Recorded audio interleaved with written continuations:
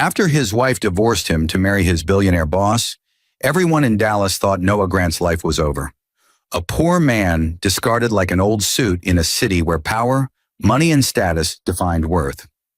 Once a loyal financial analyst, he watched the woman he loved walk out of their modest home straight into the arms of Edward Stone, the ruthless CEO who controlled both his career and his heart's undoing. His own family mocked him, whispering that failure ran in his blood. But as champagne glasses clinked at the wedding of his ex-wife and his boss, no one imagined the poor man they laughed at was already holding the key to a $50 billion secret that would soon shake every boardroom, every marriage, and every ounce of pride they built their lives upon. Who really owned the fortune no one saw coming? Why did the will reading leave every powerful name in Dallas frozen in disbelief? And how did the man they mocked for losing everything become the one whose revenge crushed them all? Under the fading gold of a Dallas evening, Noah Grant sat still at the dining table of the small home he and Lydia once dreamed would be their beginning. The table was half empty now. Her perfume lingered faintly in the air, but her laughter was gone. Across from him, Lydia stood with a suitcase, every item she packed symbolizing a piece of their crumbling marriage. The silence between them carried years of unspoken tension, and though Noah wanted to reach for her hand, the diamond bracelet on her wrist, Edward Stone's gift, stopped him. "I can't live like this anymore, Noah," she said, her voice trembling with both anger and finality. "You talk about dreams, but I can't keep waiting for someday. Edward understands what success means. He gives me what you can't: stability." Noah's throat tightened. He wanted to tell her that Titan Holdings' new algorithm, the very one he designed, was weeks away from pitching to investors. But Lydia's mind was made up. He had seen the change long before tonight, her phone calls growing longer, her affection shorter. He'd seen her reflection in Edward's office glass, leaning close, laughing too easily. When she removed her wedding ring, she didn't even hesitate. "You'll thank me one day," she said softly, not out of cruelty but certainty. "You're not built for this world, Noah. You're too honest." Honest. The word cut deeper than she knew. At the courthouse a week later, she arrived in a sleek black Mercedes driven by Edward's chauffeur. Cameras caught the glint of her new diamond earrings, rumored to cost more than Noah's annual salary. She didn't look back once as the judge read the decree. Noah's lawyer whispered something about alimony, but he barely heard. His parents sat behind him, their faces tight with shame. His mother, Irene, leaned toward his father, whispering, "We told him she'd leave him. Who marries without a plan?" And just when Noah thought he could quietly disappear, Edward's attorney approached him outside the courtroom with a sealed envelope. Inside, his termination letter from Titan Holdings, effective immediately. For the first time, the weight of everything crashed down. He had lost his wife, his job, and the last shred of his dignity, all within an hour. He walked home in silence that night, through the same street where he used to walk Lydia home from work. His mind replayed every argument, every promise. There was a time when she believed in him, back when he worked on Project Helix, the cybersecurity algorithm that had consumed his nights. She'd sit beside him with tea, teasing him for being obsessed with numbers and codes. He'd laugh, saying, "Someday, this will change everything." Now that dream sat locked away in an old hard drive, half finished, forgotten. In the dim glow of his apartment, he stared at his reflection in the window. Behind that reflection, the city pulsed with life, cars, towers, success stories that weren't his. He didn't drink, he didn't break. He just sat there breathing as if every exhale was a surrender. And then, out of nowhere, his computer chimed. A scheduled reminder blinked across the screen. Project Helix, patent renewal due. He stared at it for a long time, the cursor blinking like a heartbeat. Lydia's words echoed. "You're not built for this world." He clicked open the folder. Line after line of code lit the screen. The algorithm he once abandoned, now staring back at him. He began to type, not for her, not for revenge, but because something inside him refused to die. Hours turned into dawn. His fingers moved with precision, every command rewriting not just data, but destiny. He knew Edward had access to the earlier prototype. He also knew that meant Edward had unknowingly built his empire on stolen ground. Noah saved the final version with a new name, Helix Core Technologies. Before shutting down his laptop, he made one call to a number on a crumpled business card he'd once received at a tech symposium. A woman's calm voice answered. "This is Aurora Capital," she said. Noah hesitated, then replied quietly, "This is Grant. I'm ready to sell the beta."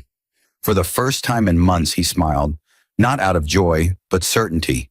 He didn't know that the woman on the other end, Evelyn Monroe, would one day become his silent ally, nor that tonight's call would set in motion a chain of events that would shake the same people who had mocked him. As the sun rose over Dallas, Lydia Stone, formerly Grant, woke in Edward's penthouse, sipping champagne as news headlines declared Titan Holdings' growing dominance in cybersecurity. She smiled, believing her choices had secured her future. Miles away, in a dim apartment filled with glowing code and determination, Noah whispered to himself, "You took my peace. Now I'll build something you can't touch." And as the morning light caught his reflection in the window, it no longer showed the man she left behind, but the man the world was about to meet. Night after night, the lights in Noah's apartment flickered against the same peeling walls. His neighbors heard only the low hum of his computer, unaware that inside that dim space something monumental was being reborn. The city outside pulsed with noise, cars honking, laughter from rooftop bars, the rhythm of lives moving forward. Yet Noah lived suspended in silence, between the man he used to be and the one he was slowly becoming. Every job application he sent was either ignored or politely declined. Word had spread quietly across the finance district. Edward Stone had blacklisted him. Some claimed he'd leaked Titan's data. Others said he'd suffered a breakdown after his wife left. Either way, the world had chosen its side. His own family didn't bother hiding their disappointment. At Sunday dinner, his father's voice carried over the sound of cutlery scraping porcelain. "You're 35, Noah. No savings, no job, no wife. What are you even doing with your life?" Noah said nothing. He glanced at the framed family photo by the window. Lydia smiling at a Christmas party years ago, her hand resting lightly on his chest. He remembered that night vividly, snow falling over Dallas, her whispering, "Promise me you'll never give up on us." He had laughed then, saying, "Even if the world turns its back, I'll keep building." Now, the same world had turned, and the echo of her words only hurt. But beneath that quiet pain, something else had begun to stir. Focus. He spent his days revisiting the fragments of Project Helix, realizing what he had once abandoned. The algorithm wasn't just code, it was potential. With the right structure, it could detect financial fraud, predict cyber threats, and rewrite how global banks manage digital security. Edward Stone had stolen his earlier version, yes, but that was only the shell. The real power of Helix lay in the upgrade Noah had never finished. In late nights illuminated by the glow of his monitor, he built and rebuilt the foundation of Helix Core. Every keystroke became a pulse of defiance. Every sleepless hour, another step toward silent justice. And yet, he didn't see it as revenge. Not yet. To him, it was survival. Sometimes he'd pause and stare out the window at the skyline of Titan Holdings' glass tower. The logo shimmered, mocking him. Somewhere in that tower, Lydia and Edward hosted charity dinners, posed for magazines, and smiled for cameras under chandeliers. They were now the city's golden couple, the power CEO and his elegant wife. But what no one knew was that Titan Holdings' security framework was crumbling, because the very foundation it was built on, the code running deep in its system, had a ghost. Noah's ghost, his original code, buried, altered, but still identifiable by its digital DNA, pulsed quietly inside Titan's servers. That's when he began documenting everything. Line by line, he archived evidence, code timestamps, test logs, even internal emails he'd saved years ago. And with every new entry, his plan became clearer. Not to destroy Edward, but to outgrow him so completely that the fall would come naturally. Months passed. His fridge stayed nearly empty, his clothes unchanged, but his mind sharpened with purpose. One evening, while debugging a complex loop, his computer pinged with an incoming email. The sender's name froze him. Evelyn Monroe, founder of Aurora Capital Ventures. Her message was short. Mr. Grant, I've reviewed your algorithm proposal. I believe it can change the global fintech industry. Let's discuss a partnership. He reread it 5 times, half convinced it was a scam. Evelyn Monroe, the same woman whose firm had funded multi-billion-dollar startups and taken them public within months, had somehow seen his anonymous pitch. That night, he walked to the rooftop of his apartment and looked up at the stars. The same stars he and Lydia once watched on their honeymoon in Miami, when she'd told him he was too small for a big world. He smiled faintly. Let's see how small I am now. Their first meeting was at the Aurora headquarters, a sleek white building that smelled of success. Evelyn was older, poised with sharp blue eyes that missed nothing. She studied him quietly before speaking. You don't talk much, she said. That's good. Men who talk less often build more. He smiled faintly. I was taught that silence is survival. She nodded, understanding more than he'd said. I'll fund you, but I want you to remain invisible. No interviews, no photos. I need the world to believe Aurora built this from the ground up, until the time is right. He hesitated. Why? Her eyes softened. Because I've seen what happens when power knows where genius lives. It kills it. That was the first time Noah felt seen. Within months, Helix Core Technologies became Aurora's quiet backbone, revolutionizing cybersecurity. Bankers, CEOs, and government agencies signed on, unaware that the mind behind the system was the same man they had dismissed as irrelevant. But while his wealth grew, so did his curiosity. Evelyn Monroe had no heirs, no husband, no children. Yet she treated him like the son she never had, mentoring him in business, ethics, and the ruthless grace of survival. Sometimes she'd say things that stuck in his mind like, true revenge is not in their ruin, Noah. It's in your rise. 2 years later, Edward Stone was still bragging about Titan's new proprietary security model. Unaware it was built on technology Noah had now completely outclassed. The first article appeared on a Thursday morning. Aurora Capital launches new global security system, industry valued at $50 billion.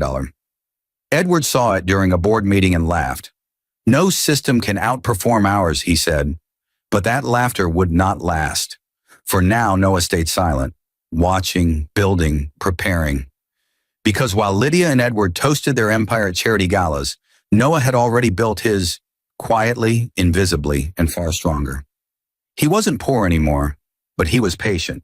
And one day soon, the same people who mocked his fall would stand before him, begging to understand how the man they destroyed became the one who owned them all. The year Noah Grant turned 37, Dallas had almost forgotten his name. Yet somewhere between the glossy towers of Titan Holdings and the quiet brilliance of Aurora Capital, a ghost was rewriting destiny. Under his new identity, Nathan Cole, Noah's transformation had become complete. His old life was gone, sealed behind contracts, NDAs, and corporate walls. The world no longer saw the poor analyst who'd been mocked by his wife and fired by his boss. They saw a visionary, the silent genius whose technology was redefining modern finance. But beneath that polished calm, Noah's memory remained haunted by faces from the past. Lydia's scorn, Edward's smirk, his mother's disappointment. Sometimes when the boardroom lights dimmed after a presentation, he'd glance at his reflection in the glass wall and see the same man who once ate alone in a dark apartment, coding until dawn. Evelyn Monroe saw it too. She was the only one who knew who he truly was. One evening, she invited him to her estate, a sprawling modern villa overlooking Lake Ray Hubbard. As they dined beneath chandeliers, she studied him the way one studies a successor. Nathan, she said softly, you've built something remarkable, but I know there's still pain in your silence. Who are you really building this for? He hesitated. Then with quiet conviction, he said, for every man who was told he wasn't enough, for every dream someone laughed at, and for one woman who believed money could buy peace. Evelyn's eyes glistened. Then build until she drowns in her own regret. After dinner, she showed him her private study. Walls lined with antique books and sealed files. She opened a drawer and handed him a folder. "My lawyers will need your signature on these," she said casually. "It's a joint trust for Helix Core's next expansion." But when he skimmed through the pages, something made him pause. The clauses extended beyond mere partnership. They gave him power of attorney in the event of her incapacitation. He looked up, puzzled. "Why are you doing this?" he asked. Her smile was faint, almost maternal. "Because, Noah Grant, I see more of myself in you than in anyone I've ever met." He froze. He hadn't told her his real name. She laughed softly at his expression. "You didn't really think I fund billion-dollar systems without knowing who I'm trusting, did you? I knew from the moment you sent that anonymous proposal. The humility, the precision. It had the soul of a man who'd lost everything, but still refused to break."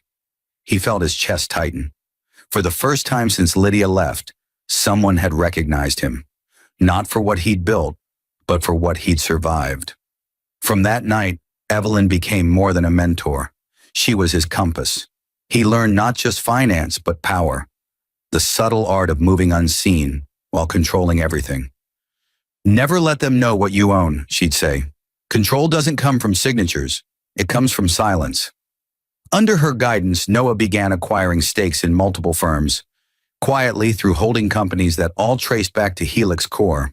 His influence spread through cybersecurity, banking, and private equity. To the public, Aurora Capital appeared to be expanding rapidly. Only Evelyn and Noah knew the truth. The empire was slowly becoming his. Lydia, meanwhile, had grown used to Edward's wealth. Charity galas, designer gowns, photographs in business magazines. Yet there were cracks in her perfection. Edward had grown distant, paranoid, drinking more, sleeping less. One evening, she overheard him on a call mentioning a data breach inside Titan's old framework. He'd slammed his phone down and muttered, "I should have crushed that Grant kid when I had the chance." She didn't understand what he meant, but his tone unsettled her. Back at Aurora, Noah continued to refine Helix Core's architecture. Each update reinforced its dominance over the very systems Titan used. And with every new contract Aurora signed, Titan's stock slipped just a little lower. The city's power began to shift, imperceptibly but steadily. Then one morning, Evelyn collapsed in her office. A stroke. It was sudden, silent, and irreversible. She never regained consciousness. The news broke across the financial world within hours. Evelyn Monroe, founder of Aurora Capital Ventures, in critical condition. Noah rushed to the hospital, standing at her bedside as machines hummed softly around her. The woman who had rebuilt his life now lay motionless. He held her hand, whispering, "You once said I'd build until she drowned in regret. I promise I'll finish what you started." 2 weeks later, she was gone. Her funeral drew the nation's elite. Bankers, politicians, tech moguls. Lydia and Edward attended too, representing Titan Holdings. As they stood near the back of the hall, Edward whispered, "Monroe's death leaves a power vacuum. Aurora's new CEO will be a child compared to us." But Noah stood at the front, expression unreadable. He didn't approach them, didn't need to. He simply laid a white rose on Evelyn's coffin, then walked away, her attorney following closely behind. 3 days later, invitations went out to all stakeholders for the official reading of Evelyn Monroe's will. Noah didn't attend as a guest. He attended as the name at the top of the document. When the attorney opened the will, silence swept across the room. Edward adjusted his tie. Lydia leaned forward, both expecting to hear a board member's name. Instead, the lawyer read aloud, "I, Evelyn Grace Monroe, leave my entire estate, including controlling interest in Aurora Capital Ventures, all real assets, and liquid holdings valued at $50 billion, to my partner and successor, Mr. Noah Alexander Grant." The shock rippled like thunder. Lydia's wine glass slipped from her hand, shattering on the marble floor. Edward's face drained of color. Cameras flashed. Noah simply stood there, calm and still, watching every face in that room break under the weight of disbelief. The poor man they mocked, fired, and replaced now stood as the inheritor of the empire that would soon decide their fate. But he didn't speak. Not yet, because the game had only just begun. The morning after the will was read, Dallas woke to chaos. Headlines roared across every financial network. Unknown tech partner inherits $50 billion Aurora empire.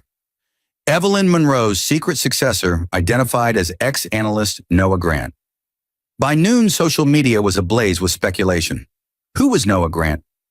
How did a man with no public record of wealth suddenly become the sole heir to one of America's most powerful financial dynasties? Cameras camped outside Aurora Capital's glass headquarters, reporters clawing for any trace of his past. Inside that tower, Noah stood alone before the panoramic skyline. He wore a black tailored suit, the same calm expression he'd had during the will reading. Beneath that composure, however, his mind replayed every detail.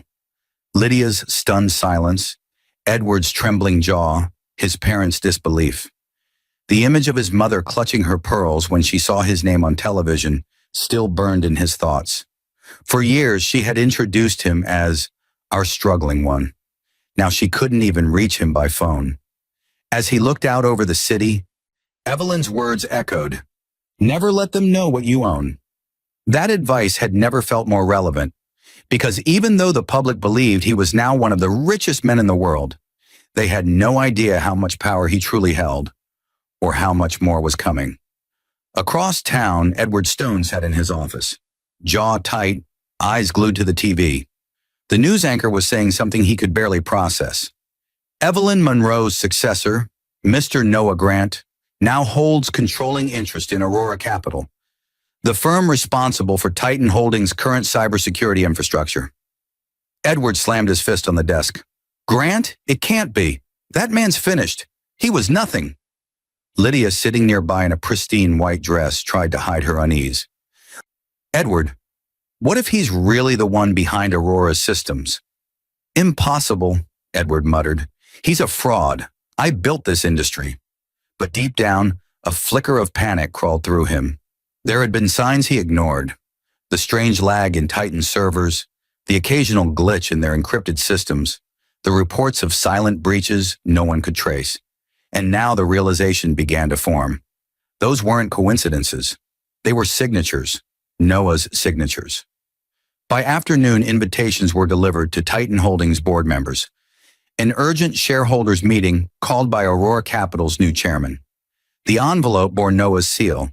That evening, the boardroom buzzed with tension. Edward entered, flanked by attorneys, his confidence thinly veiled. When the double doors opened again, Noah walked in quietly, flanked by two Aurora executives. The air shifted. Even those who had once dismissed him now straightened their ties. Edward forced a smile. Well, the phoenix rises. Congratulations on your inheritance, Noah. Or should I say, Nathan Cole." Noah met his gaze without flinching. "You always were good with words, Edward, just not with honesty." A few executives exchanged wary glances. "I don't understand," Edward said, feigning amusement. "You think inheriting Aurora makes you my equal?" Noah placed a sleek black folder on the table. "No, Edward, it makes me your employer." He opened the folder and slid documents across the table. Legal evidence of Aurora's acquisition of Titan Holdings' majority shares. Quietly, strategically, Evelyn had bought Titan's undervalued stock through shell companies months before her death. And now, by extension, Noah owned it all. The room fell into stunned silence. Edward's voice cracked. This is manipulation." "No," Noah said calmly. "It's mathematics. Something you never understood." He leaned forward slightly, his tone precise. "Titan's cybersecurity system, the one you claimed as proprietary, was built on stolen code. Mine. I have timestamps, patent records, and even your internal emails to prove it. You built your empire on a lie. Now it belongs to the man you tried to destroy." Lydia's face drained of color. The pen in her hand fell, clattering softly against the glass table. "Why are you doing this?" she whispered. "You've already won." Noah looked at her for a long moment, not with hatred, but with the heavy stillness of someone who had seen too much. "I'm not doing this for revenge," he said. "I'm doing this for balance. You took my peace. Edward took my purpose. Evelyn gave me back both, and now I'm restoring what's mine. Edward lunged for the documents, but one of Noah's team intercepted him. Lawyers rushed to confiscate the files. The board murmured as Edward shouted threats, but no one intervened. Power had shifted. When Noah walked out of the building that night, reporters swarmed him under the bright lights of the parking lot. Microphones thrust forward, questions overlapping. Mr. Grant, how does it feel to own your former employer's company? Will you fire Edward Stone? What about your ex-wife? He didn't answer. He simply adjusted his cufflinks and got into the waiting black car. As the door shut, the noise faded into silence. Inside, his assistant handed him a phone, a message from an unknown number. It was from his mother. We saw the news. Your father wants to apologize. Come home. Noah stared at the screen for a long moment. Then he powered off the phone and looked out the window as the city lights blurred past. He remembered Evelyn's voice again, softer this time. True revenge isn't loud. It's inevitable. And though the city outside celebrated his name, Noah felt only a strange calm. The storm had only begun to settle, and beneath it lay something deeper. The ache of unfinished justice. Because what none of them knew yet, not Lydia, not Edward, not even the world, was that Evelyn's will had one final clause, still sealed until a specific date. And when that clause was revealed, it wouldn't just change their lives, it would destroy them. Rain clouds gathered over Dallas that afternoon, casting long gray shadows across Titan Holdings headquarters. Inside, chaos had replaced luxury. Board members whispered in corners, reporters camped outside the lobby, and Edward Stone's office, once the symbol of corporate dominance, now felt like a cage closing in on him. The SEC had opened an investigation within 24 hours of Noah's takeover. Anonymous whistleblower documents had been submitted. Line-by-line evidence showing that Titan's core systems were built using stolen Helix code. It was airtight. Every timestamp matched Noah's original patents, and the paper trail led straight to Edward's desk. He sat alone, staring at his reflection in the dark window, clutching a glass of whiskey. Behind him, Lydia paced anxiously, her phone buzzing nonstop with messages from tabloids. Edward, she said softly, you need to fix this before it ruins everything. You can't just let him... Let him what? Edward snapped. Take what's mine. He's nothing but a lucky charity case who stumbled into Evelyn Monroe's fortune. But even as he spoke, his voice trembled, because deep down he knew luck had nothing to do with it. Downstairs in a private conference room, Noah waited. He didn't need guards or security. Power itself was his armor now. As Edward entered, Noah didn't rise. He simply gestured toward the chair opposite him. Sit, he said. Edward hesitated but obeyed. Lydia lingered by the door, uncertain. You wanted this meeting, Edward began, forcing confidence into his tone. Say what you came to say. Noah leaned back, his voice calm, steady, surgical. You once told me I wasn't built for this world, that I was too honest. So tell me, Edward, how does it feel to be audited by it? Edward's jaw tightened. You think this is justice? You think you can just humiliate me and walk away clean? Noah slid a document across the table. That's your exit package. Sign it, and Titan Holdings becomes a full subsidiary of Aurora Capital. You'll retain 5% equity under my oversight. Edward laughed bitterly. You expect me to sign away my company? No, Noah said quietly. I expect you to remember what happens to men who steal from ghosts. The silence that followed was suffocating. Lydia stepped closer, her voice trembling. Noah, please. Edward made mistakes, but you've already won. Don't destroy him. Noah turned his gaze toward her, and for a moment his expression softened. You think this is destruction? This is mercy. I could have let the investigation run its course, watched the headlines bury him, watched your house auctioned, your name's erased. But I'm giving you a chance to bow out quietly. She swallowed hard, her eyes glistening. Why are you doing this? Because you taught me what power feels like when it's taken, he said. Now I'm teaching you what it feels like when it's returned. Edward lunged forward suddenly, slamming his hands on the table. You think you're untouchable because that old woman left you her empire? You're still that same broke analyst I fired. You're nothing without her. Noah's voice remained level. You're right. I was nothing until you made me lose everything. That's what forged me. You built me, Edward. So I'll let you live with that.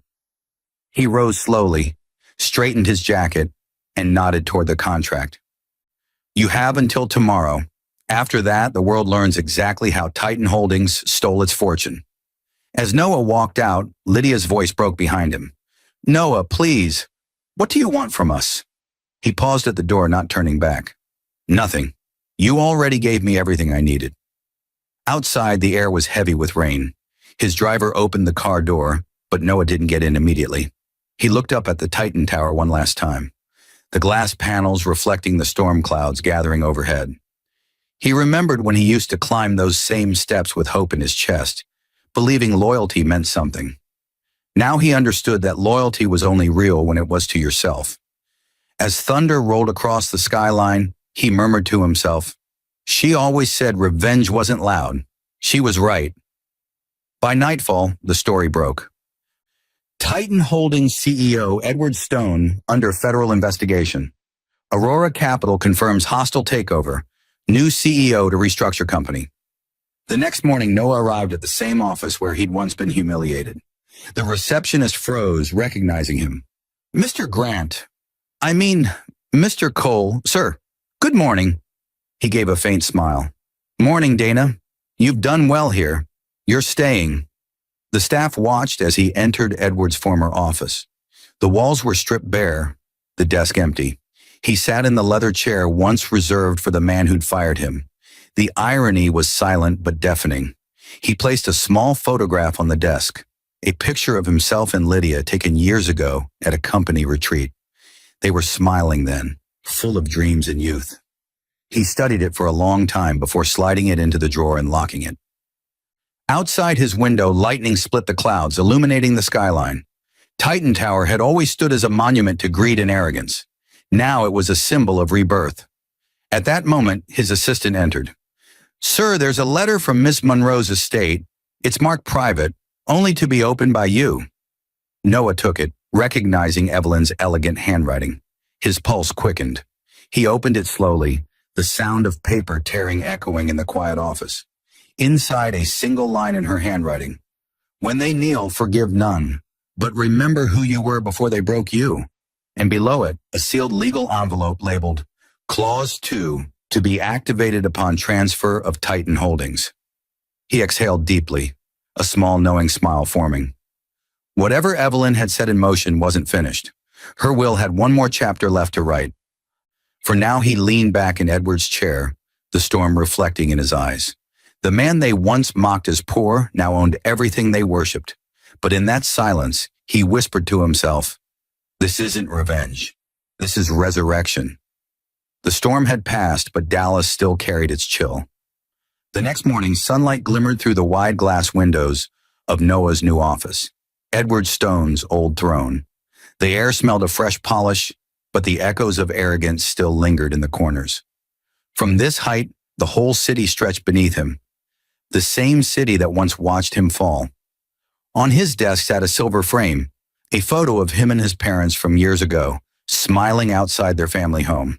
He hadn't seen them since the day they told him he was a disgrace, but now every news channel in America carried his face. Noah Grant, from divorce and debt to a $50 billion empire. That morning, his phone buzzed with messages he'd never expected to see. One was from his father. We're proud of you, son. Can we see you? Another from his mother. Your father hasn't slept. He wants to apologize. For hours, Noah didn't answer. The child in him wanted to run to them, but the man they'd abandoned had already buried that part long ago.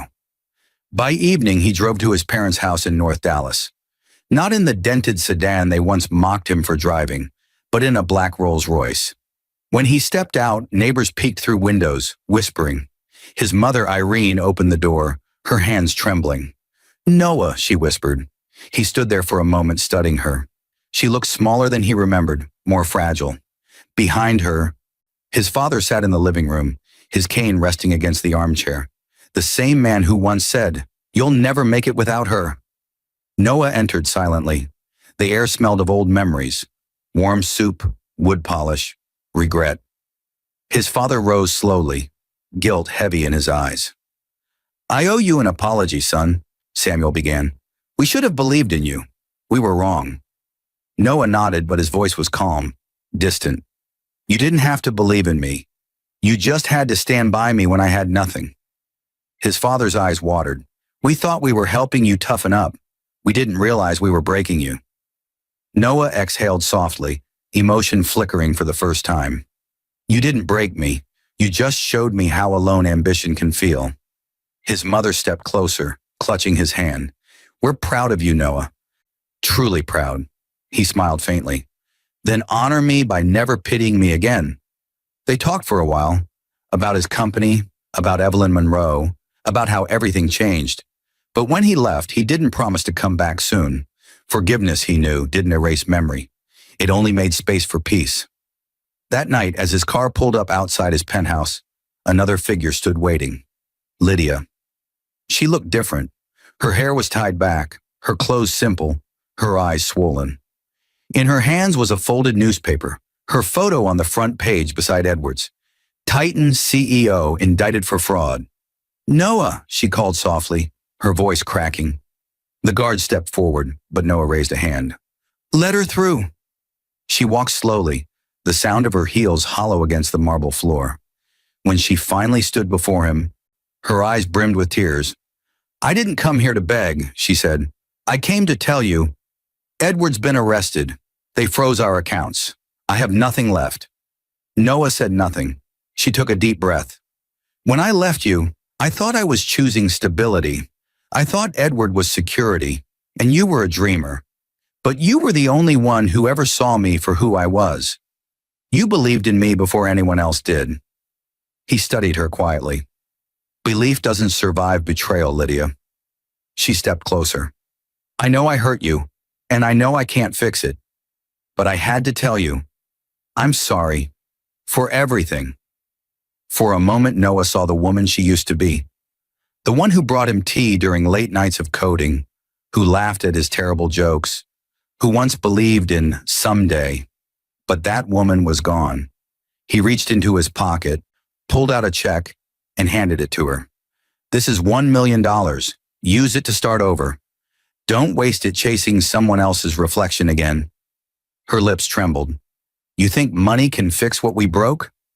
"No," he said softly. "But it can remind you what loyalty could have earned you if you'd waited." Tears streamed down her face. "Do you still hate me?" He looked at her, eyes steady. "I don't hate you, Lydia. I just stopped needing you." She sobbed quietly, folding the check and clutching it like a confession. "I wish I'd never left." He nodded once. "I wish you'd stayed long enough to see who I could become." As she turned to leave, her reflection caught in the glass walls of his building. One woman walking away from everything she thought she wanted, and one man standing in the empire she helped create by abandoning him. When she disappeared into the night, Noah returned to his office. On his desk lay Evelyn's sealed envelope, still unopened. He ran his fingers over it, remembering her last words. "When they kneel, forgive none, but remember who you were before they broke you." He opened the envelope carefully. Inside, another letter. Handwritten, deliberate. "Noah, by the time you read this, you'll have reclaimed your destiny. But the true test of a man isn't how he rises. It's how he rebuilds others when he has power. I've left a second fund, under your name, for the people whose lives your enemies destroyed. Use it well, and your empire will never fall. Evelyn." He smiled faintly, folding the letter. Outside, the lights of the city pulsed like a heartbeat. He whispered, "You never stopped teaching me, Evelyn." And for the first time in years, Noah felt peace, not triumph, not vengeance, but the quiet calm of a man who had conquered the world and still remembered his soul. But somewhere deep inside, that peace was an unfinished whisper. The final phase of his rise was yet to come, because Evelyn's fund wasn't just money. It was a mirror, and soon it would reflect who Noah Grant truly was, the savior or the shadow of everything he had fought to overcome. Weeks passed. The storm of media frenzy had quieted, but whispers of Evelyn Monroe's second fund began to stir within Dallas's financial circles. Everyone speculated what it was: a secret charity, a hidden project, or another empire in disguise. Noah alone knew the truth, though even he hadn't yet uncovered its full weight. The letter had mentioned rebuilding others, but something in Evelyn's tone, something buried in that final line, lingered in his mind like an echo. Your empire will never fall if you remember who you were before they broke you. Late one night, Noah sat alone in the top-floor study of his penthouse, the city glowing beneath him. A storm was brewing outside. Soft thunder, the kind that hums rather than roars. He opened Evelyn's sealed archives, the ones her attorney had delivered weeks earlier. Inside were a few ledgers, property deeds, and a USB drive labeled simply Helix Legacy. When he inserted it, the screen filled with encrypted files. As he decrypted them, his heartbeat slowed. It wasn't just a fund, it was a network. Evelyn had used part of her wealth to build secret startup incubators across the country, each led by someone society had written off. Widows, single fathers, discharged veterans, people who'd been fired unfairly or cheated out of their work. Dozens of names, dozens of stories like his. Every file carried a short note in Evelyn's handwriting. They broke him. They mocked her. They underestimated them. And at the bottom of the index, one final entry appeared: Project Redemption, Dallas Division. When Noah opened it, his breath caught. There were familiar names on the file: Titan Holdings, Lydia Stone, Edward Stone, Grant Family Estate. Evelyn had been tracking his life, every detail, long before he ever knew her. She hadn't just chosen him as a successor. She had been building a test, a crucible for what kind of man he would become after winning everything. As he scrolled further, a single video file blinked to life. Evelyn appeared on screen, her face calm but grave. If you're watching this, Noah, it means you've done what I knew you would. Turned loss into legacy. But understand this, I didn't give you power to destroy. I gave it to you so you decide who deserves to rise beside you. You can use this fund to rebuild what your enemies ruined, or you can weaponize it. That choice will define the man history remembers. The video ended, leaving the room in silence. Outside, lightning flashed across the skyline, reflecting off the glass walls like fractured light on water. He leaned back, running a hand across his face. For the first time, the question Evelyn had planted years ago began to weigh on him. Had his revenge gone too far? That same week, the fallout from Edward's arrest deepened. Titan Holdings was on the brink of collapse. Thousands of employees faced layoffs. Factories shut down. Families lost their livelihoods. Noah's advisors told him it was just collateral, business casualties. But every night, he saw their faces in the news. Men and women who had nothing to do with Edward's greed were now paying the price for it. Then one afternoon, his assistant entered with a report. Sir, you'll want to see this. It's about the layoffs at the Fort Worth branch. The report showed pictures: engineers being escorted out of buildings, mothers packing their desks with tears in their eyes, guards locking the gates. In one photo, a man in a cheap suit clutched a box of personal items, a framed picture of his wife and 2 kids. Noah stared at it for a long time.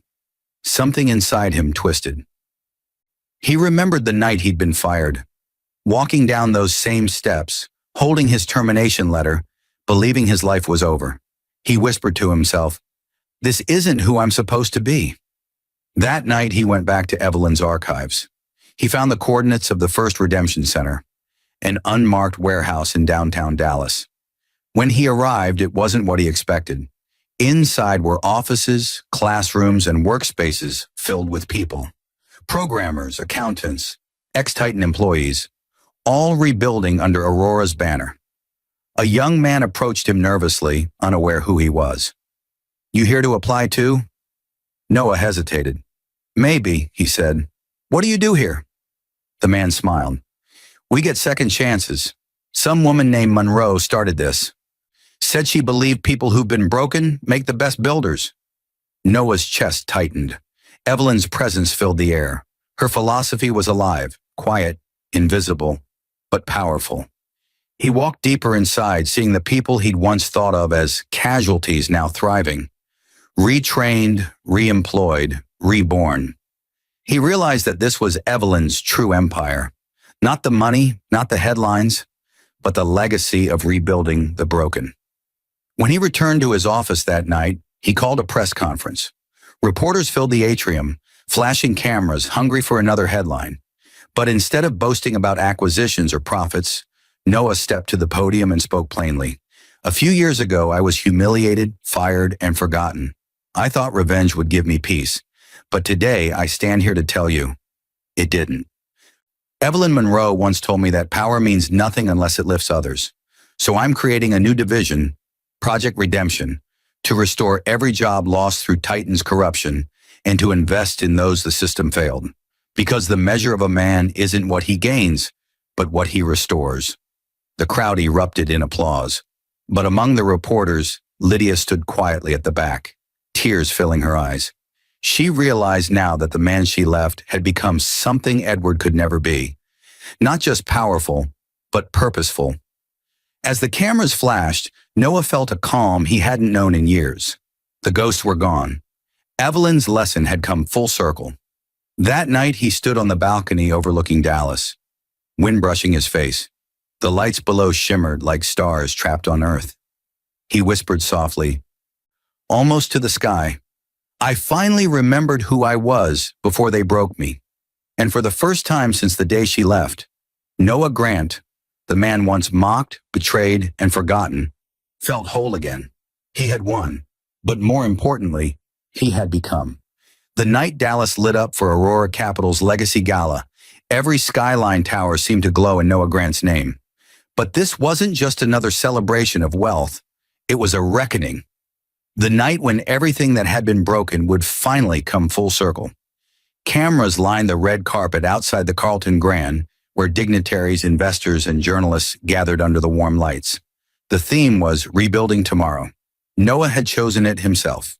Inside the ballroom, a massive digital screen displayed Evelyn Monroe's portrait, her calm smile overlooking the city she'd once ruled. Noah arrived late, not out of arrogance, but reflection. As the Rolls-Royce door opened, flashes erupted, questions fired. Mr. Grant, how does it feel to be the richest man in Texas? Are you planning to expand Aurora globally? But his mind wasn't on expansion or money. Tonight wasn't about empire. It was about meaning. As he walked through the gala's golden doors, his steps echoed in memory. He had once stood at another gala years ago, Lydia on his arm, Edward across the room, champagne in his hand but doubt in his heart. He'd felt small then, invisible. Now the same chandeliers that once looked down on him glowed in silent apology. The crowd hushed as he took the stage. Behind him, Evelyn's face filled the screen once more, her voice playing from a recording, her final message to her successor. Legacy isn't what we leave behind. It's what we leave alive. The audience applauded, some tearing up. Then Noah spoke, his voice steady, rich with quiet conviction. There was a time I thought success meant proving people wrong, that revenge was justice. But I learned something Evelyn always knew. Revenge feeds pride, not peace. What truly defines us is how we use our victories to lift others. He paused, scanning the room. His parents seated in the front row, humbled but proud. Employees from Project Redemption standing in quiet gratitude. And at the back, Lydia, her hands clasped together, watching with tearful eyes. Tonight, I dedicate this legacy to those who were told they'd never rise again. To every dreamer crushed by betrayal, every builder mocked for being too small, every soul that refused to stay broken. You are the reason I'm standing here. The applause thundered. Cameras flashed like lightning, freezing that moment forever. The poor man they'd mock now standing not just as a billionaire, but as a redeemer. After the speeches, the music softened. Noah walked out to the balcony overlooking the glittering city. From here, Dallas shimmered like an ocean of light. He could see the Titan Tower in the distance, no longer bearing Edward's name, but a new one, the Monroe Grant Center for Innovation. It wasn't revenge anymore. It was transformation. Lydia approached quietly behind him, hesitant. The night wind caught her hair, and for a brief moment, it was as if time folded. Two people meeting again where pain had once begun. You did it, she said softly. Everything you dreamed of. Noah turned slightly, his expression unreadable but gentle. Dreams don't mean much without purpose, Lydia. I used to chase recognition. Now I chase legacy. She looked away, voice trembling. Do you ever think, if things were different? He stopped her gently. They weren't meant to be different. You chose your path. I chose mine. And both brought us here. Tears filled her eyes. I didn't know you had this kind of strength. He smiled faintly. Neither did I, until you left. They stood in silence, the city breathing beneath them. Finally, she whispered, You've become everything I wanted Edward to be. Noah's gaze drifted upward to the stars. No, Lydia. I became everything I was meant to be when I stopped trying to prove anything to anyone. She nodded, stepping back, her voice barely a whisper. Goodbye, Noah. He didn't stop her. Some goodbyes, he'd learned, were the truest form of closure. As she disappeared into the ballroom crowd, Noah's assistant approached quietly. Sir, it's time. The press wants one final statement before the closing ceremony. He looked at the skyline one last time and said, Tell them this isn't my ending. It's Evelyn's beginning, through every person we help rise. Minutes later, the lights dimmed. The giant screen illuminated one final message, written in white letters over Evelyn's image. Revenge ends when redemption begins. The audience rose in a standing ovation. In that moment, Noah felt something deeper than triumph. The peace of a man who had finally rebuilt not just his fortune, but his faith in himself. Outside, as fireworks blossomed above the city, the camera panned up over the glittering towers, catching the reflection of Noah Grant standing alone on the balcony. The man who had been broken, betrayed, rebuilt, and reborn. The voiceover of Evelyn Monroe's final words closed the night like a whisper from the stars. Some inherit money, some inherit pain, but the greatest inherit purpose and turn it into legacy. And as the fireworks faded into the Texas night, the story of Noah Grant, the poor husband divorced for his boss, mocked by family, but destined to inherit $50 billion, became more than revenge. It became legend.